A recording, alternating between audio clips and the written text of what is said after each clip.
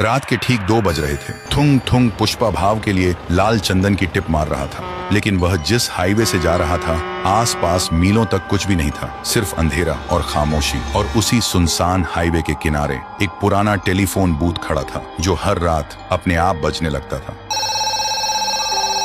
इसलिए लोग कहते थे कि उस रास्ते पर रात में गाड़ी नहीं चलानी चाहिए। पर थुंग थुंग को इन बातों से कोई फर्क नहीं पड़ता था, क्योंकि वह बस अपने काम से काम रखता था। लेकिन उस रात हालात अलग थे। अचानक तेज बारिश शुरू हो गई थी और ठीक तभी उसी टेलीफोन बूथ के सामने थुंग थुंग के ट्रक का इंजन बंद पड़ गया और तभी उस बूथ के अंदर से टेलीफोन जोर जोर से बजने लगा। थुंग थुंग ने आवाज सुनी पर इग्नोर कर दिया। बारिश रुक चुकी थी, लेकिन घंटी रुकने का नाम ही नहीं ले रही थी। ऐसा लग रहा था जैसे कोई बहुत बेचैनी से फोन उठने का इंतजार कर रहा हो। फिर थुंग थुंग गुस्से में गाड़ी से उतरा और सीधा बूथ के अंदर घुस गया। अंदर आते ही गुस्से में फोन उठाया और बोला, कौन है बे आधी रात को?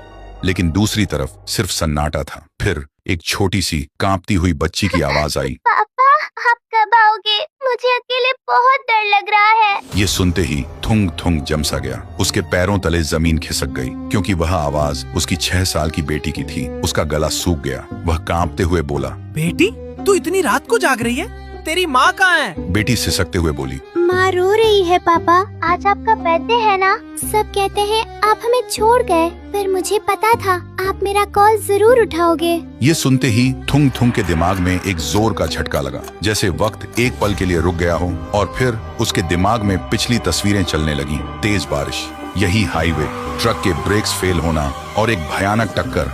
थुंग थुंग ने घबराकर अपने हाथों को देखा जो धीरे धीरे धुंधले पड़ रहे थे। फिर उसने पलटकर अपने ट्रक की तरफ देखा, लेकिन वहां कोई ट्रक खड़ा नहीं था, बल्कि 5 साल पुराने एक जले हुए ट्रक का मलबा था। तब उसे सच समझ आया, थुंग थुंग जिंदा नहीं था। वो 5 साल पहले उसी टक्कर में मर चुका था। लेकिन एक बाप होने का एहसास उसकी रूह को आज भी बांध के रखा हुआ था, इस उम्मीद में कि वह कभी ना कभी अपनी बेटी के पास वापस पहुंच पाएगा। थुंग थुंग वहीं जमीन पर गिर गया और जोर जोर से रोने लगा। उसने कांपते हाथों से फोन को अपने सीने से लगा लिया और टूट कर बोला, मैं कहीं नहीं गया बेटी, तेरा बाप हमेशा तेरे पास है। लेकिन फोन की लाइन कट चुकी थी। फिर थुंग थुंग बूथ से बाहर निकलता है और आसमान की तरफ देखते हुए रोते रोते उसकी रूह धीरे धीरे हमेशा के लिए गायब हो जाती है। और उस रात के बाद उस सुनसान हाईवे पर वह टेलीफोन कभी दोबारा नहीं बजा।